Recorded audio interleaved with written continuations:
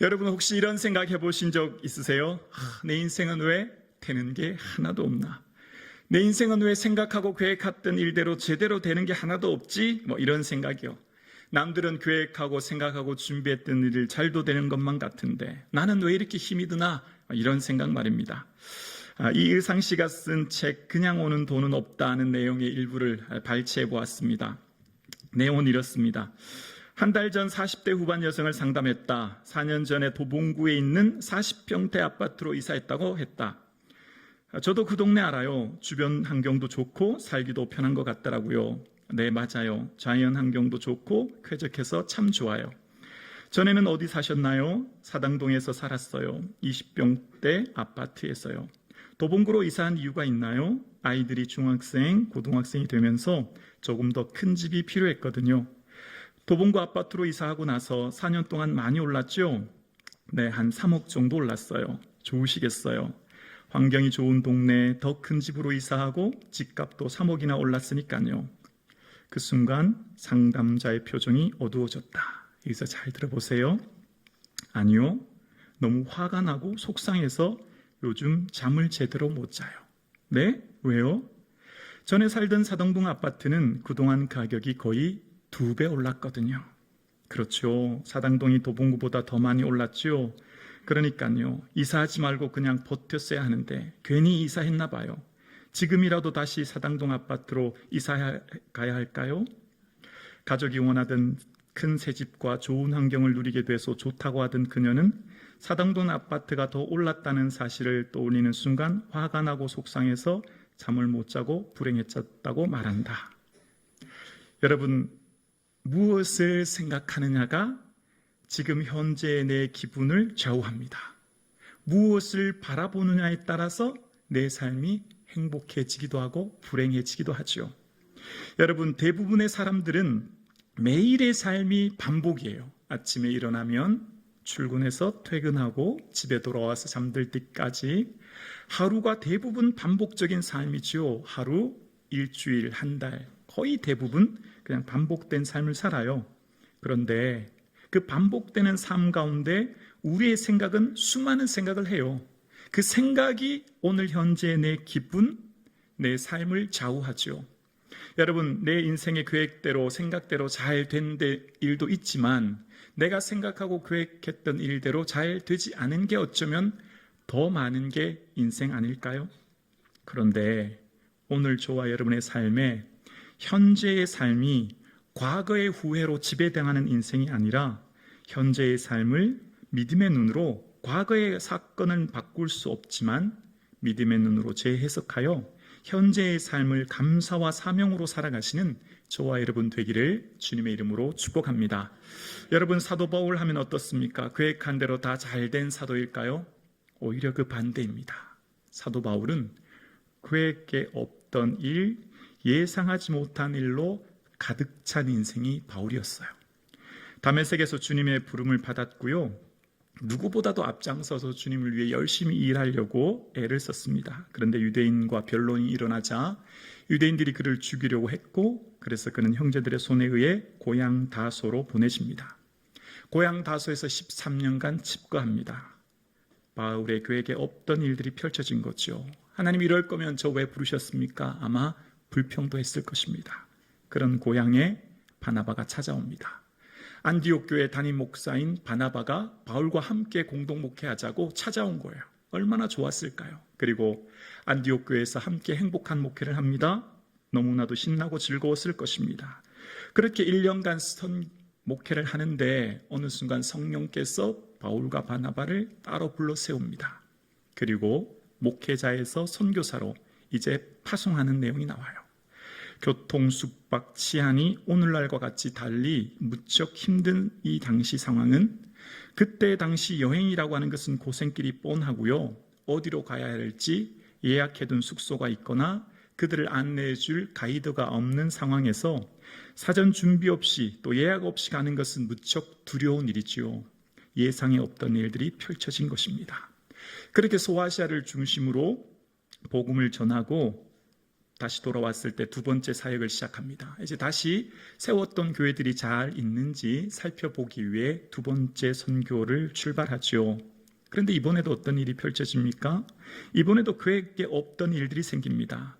바울은 원래 비두니아로 가려고 애를 썼습니다. 그런데 성령께서 막으셨죠. 그리고 그에게 없던 유럽인 마게도냐로 가서 선교하게 됩니다. 그리고 지난 시간에 보았던 고린도에서 1년 6개월을 머물게 돼요. 그 고린도에서도 또다시 그에게 없던 일들이 생기는데요. 고린도를 상황을 기록한 것이 로마서인데 그때 당시 로마에 가고자 하는 비전이 생겼고 그때 당시 상황을 이렇게 말해요. 여러 번 너희에게 가고자 하는 것을 너희가 모르기를 원치 않으니 지금까지 길이 막혔도다. 고린도에서 로마로 가려고 한 계획을 세웠는데요. 마찬가지로 길이 막힌 상황을 만난 것입니다. 이쯤 하면 여러분 무슨 생각 드십니까? 남들은 저렇게 잘 사는데 내 인생은 왜 이럴까? 내 인생은 왜 이렇게 막히고 안 되는 게 많지라고 하는 생각 드셨던 여러분, 바울의 인생을 한번 보실까요? 바울의 삶 가운데 계획하고 예상했던 일이 아니라 그 반대 일들이 더 많았던 것을 보게 되어집니다. 이뿐입니까? 바울의 삶은요, 고난의 연속이었습니다. 유대인들이 시기하고 비방하고 박해하는 건 기본이고요. 그가 복음 전할 때 돌에 맞아서 죽은 것 같이 되는 루스드라의 경험이 그에게 있지 않습니까? 그래서 그는 고린도 후서에 3번 태장에 맞고 1번 돌에 맞았다. 아마 이때 당시를 얘기하는 것 같아요. 그때 당시 고난이 얼마나 많았는지 이렇게 말합니다. 여러 번 자지 못하고 줄이며 목마르며 여러 번 굶고 춥고 헐벗어노라.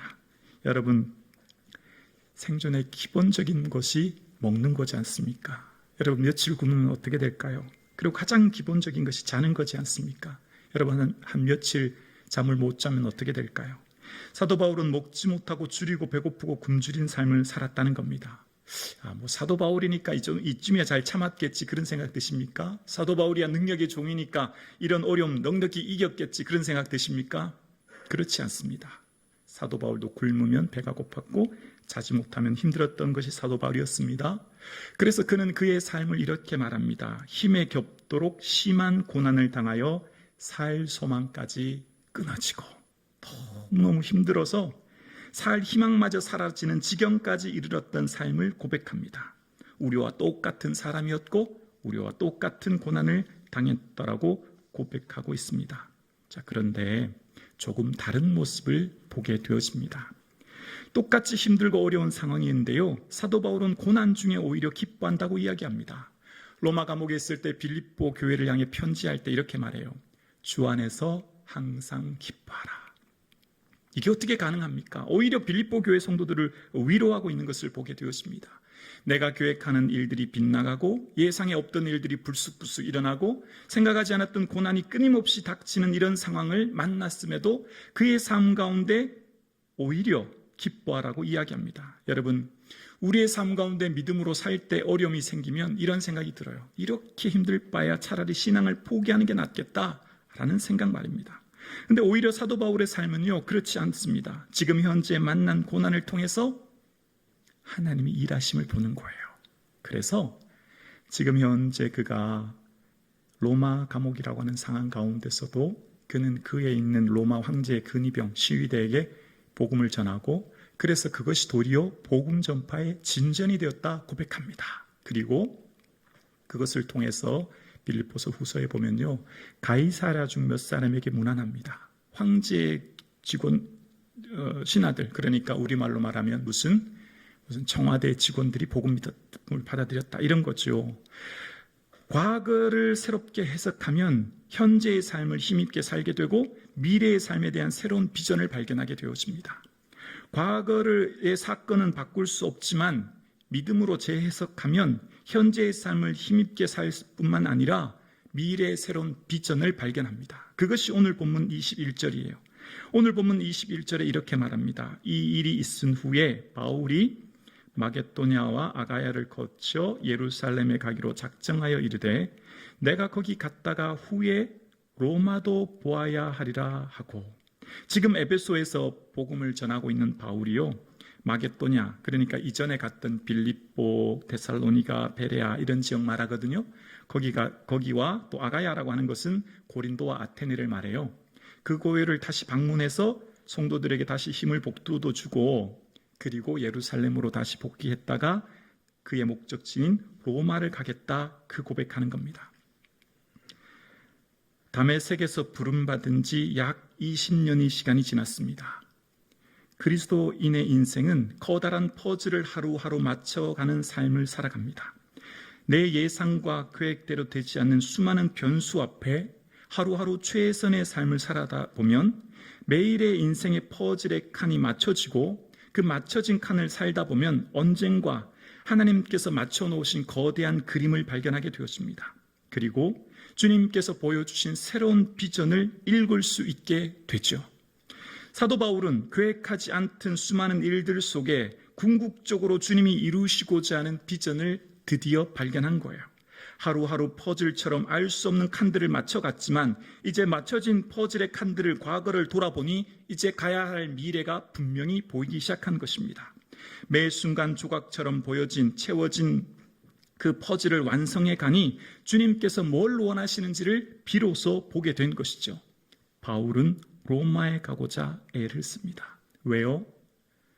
죽기 전에 로마 가서 관광이나 한번 해보려고 갈까요?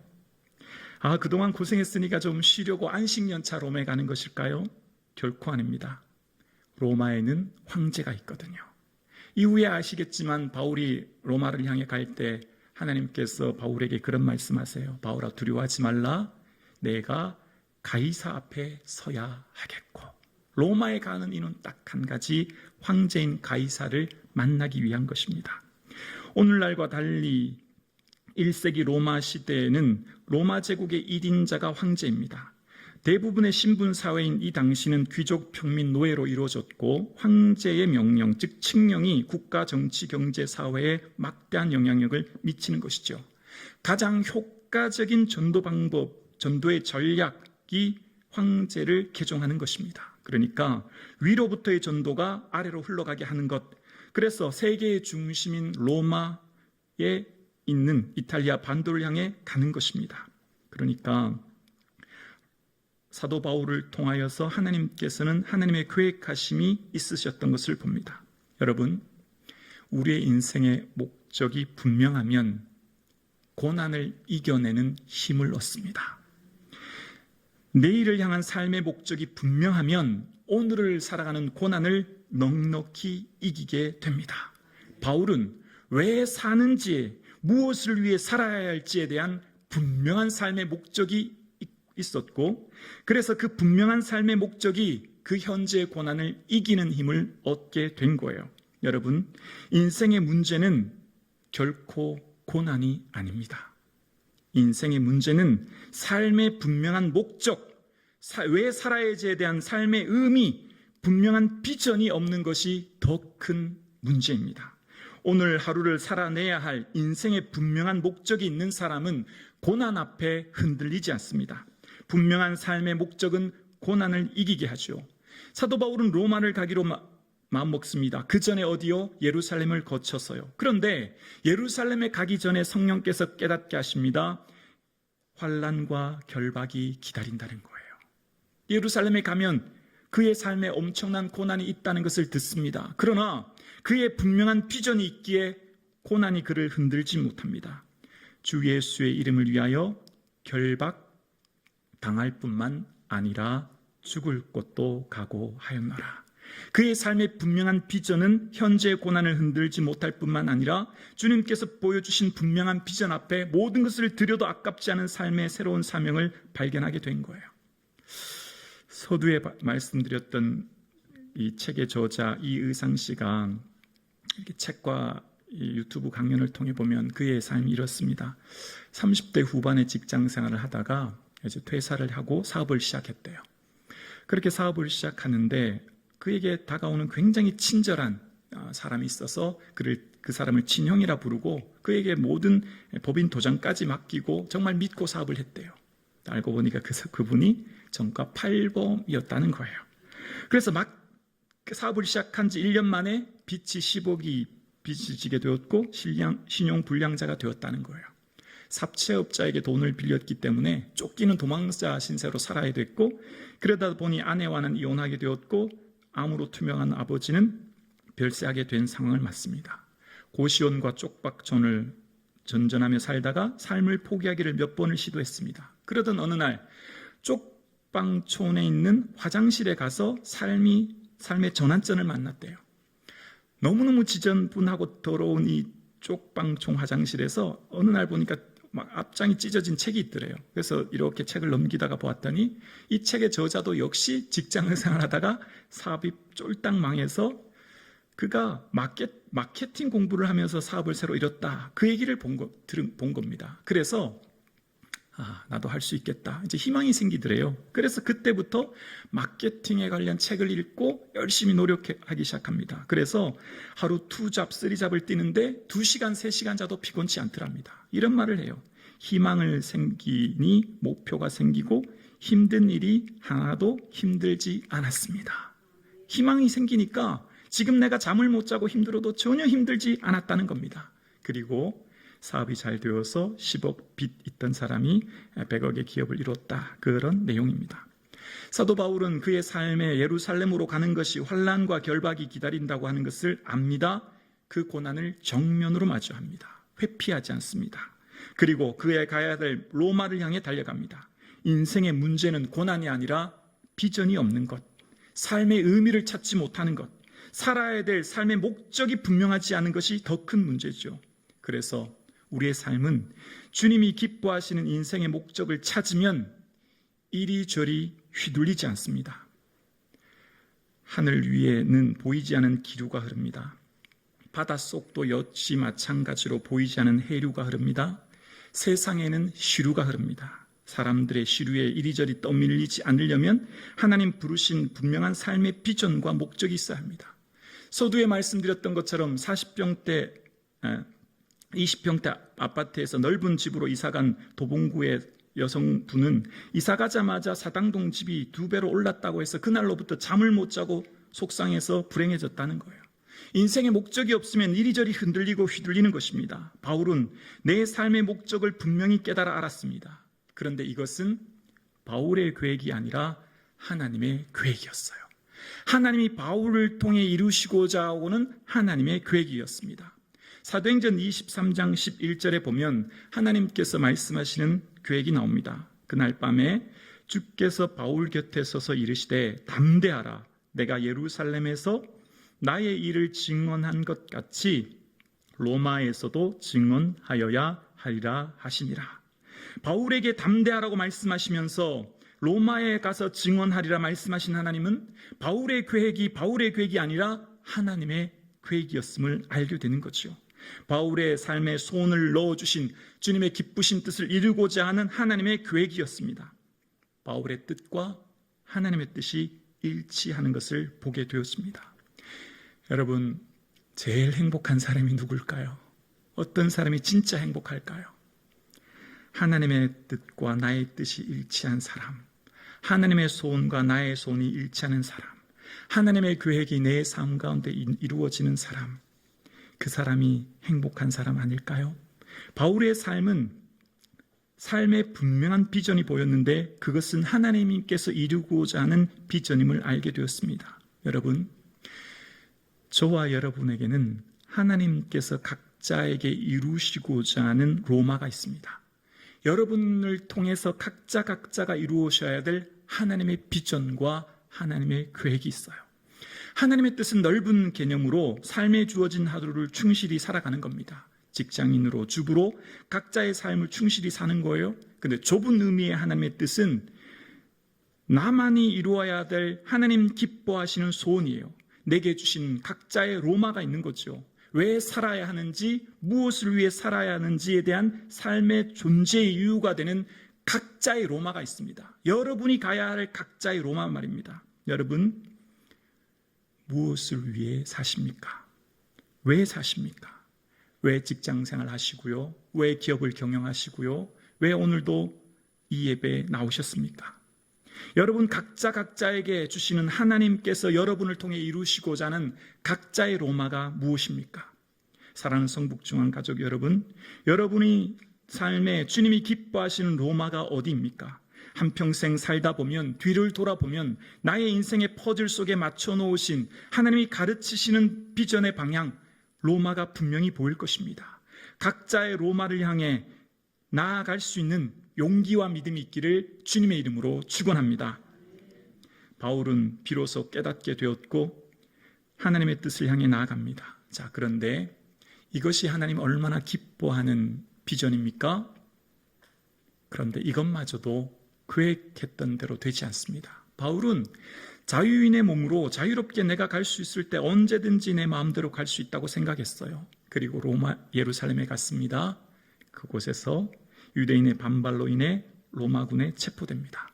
로마 총독이 있는 가이사라에 옮겨지게 되고 그곳에서 2년 동안 감옥에 갇힙니다. 그토록 원했던 로마에 가는 발걸음이 멈춰지게 되었고 자유인으로서가 아니라 죄수의 신분으로 이제 압송되어 로마로 가고 있습니다. 그러나 바울의 계획되지 않은 이 일이 하나님의 은혜였습니다. 바울의 계획되지 않는 이 일 속에 하나님의 구속사의 섭리가 흐르고 있었습니다. 만약 바울이 자유인의 몸으로 로마를 가기 위해 예루살렘을 출발했다면 예루살렘을 벗어나기도 전에 암살단에 의해 칼에 목숨을 잃고 말았을 것입니다. 왜냐하면 바울을 향한 적개심을 가진 사람들이 죽이기로 마음먹은 암살단이 40명이나 되었고 바울이 예루살렘을 출발할 때 아마 그 홀로 자유인의 몸으로 갔으면 그의 생명은 온전히 보존하지 못했을 것입니다. 그런데 예루살렘에서 로마까지 로마 군인에 의해서 호위 속에 머리털 하나 상치 아니하고 로마까지 무사히 도착하게 된 것입니다. 바울의 인생에 개입하신 상상하지도 못할 주님의 역설적인 섭리를 우리는 봅니다. 그렇습니다. 우리의 삶의 계획대로 되지 않는 실패와 어려움 속에서도 하나님은 일하고 계십니다. 하나님의 역설적인 섭리 속에 하나님께서 일하고 계신 거죠. 바울의 계획대로 되지 않은 이것이 은혜였고 바울의 계획대로 되지 않은 그 속에서 하나님의 신비한 섭리가 숨겨져 있었던 것입니다. 또한 바울이 자유인의 몸으로 그토록 원하던 로마에 간다고 해서 당시 최고 권력자인 황제를 만나는 것 쉽지 않은 일이었을 것입니다. 아니, 불가능한 일이었겠지요. 근데 바울이 갈 때 어떻게 갑니까? 죄수의 신분으로 갑니다. 바울에게는 로마 시민권이 있었고 그래서 황제에게 상수합니다. 즉 황제에게 재판을 받게 되지요. 이것이 황제를 만나 변호할 수 있는 그리고 복음을 전할 수 있는 기회가 된 거예요. 바울의 생각대로 되지 않는 그 일 속에 하나님이 이루시고자 하는 신비한 섭리를 우리는 말씀을 통해 바라보게 됩니다. 그리고 바알 순교 250년이 지난 313년 콘스탄티누스 황제로 밀라노 칙령으로 인하여 온 로마는 기독교를 공인하게 되었습니다. 그때 당시 복음이 로마에 선포되어짐으로 인해서 로마가 가지고 있는 인프라, 그러니까 도로와 항만, 로마의 국제공용인 헬라어를 통해서 로마를 중심으로 급속도로 고속도로처럼 로마가 통치하고 있는 나라를 비롯한 세계의 대륙과 오늘날로 말하면 20개 넘는 나라의 복음이 선포되어지고 그 복음이 유럽과 미국 통해 아시아까지 선포되어진 것이죠. 1세기 12명의 제자로부터 오늘날 21세기 23억의 그리스도인으로 폭발적인 인구로 늘어나게 된 거죠. 나의 막힌 길이 하나님의 구속사를 이루는 가장 빠른 길임을 우리는 믿습니다. 그에게 없던 일들을 통해 하나님의 구속의 섭리가 이루어지는 것을 우리는 믿습니다. 예상하지 못한 나의 길이 오히려 하나님이 인도하시는 가장 빠른 길임을 우리는 믿습니다. 지나온 길이 막히고 둘러가고 예상 없던 일들을 통해서 하나님께서는 미래에 나아갈 새로운 길을 보여주시고 깨닫게 하십니다. 비록 하나님이 기뻐하시는 비전인데도 나의 계획대로 되지 않는다고 해서 우리는 낙심하지 않습니다. 지금 하나님이 더 큰 하나님의 섭리가 지금도 일하고 계시기 때문입니다. 사랑하는 성북중앙 가족 여러분, 저와 여러분을 통해 일하시는 주님의 은혜를 바라볼 수 있기를 주의 이름으로 축원합니다.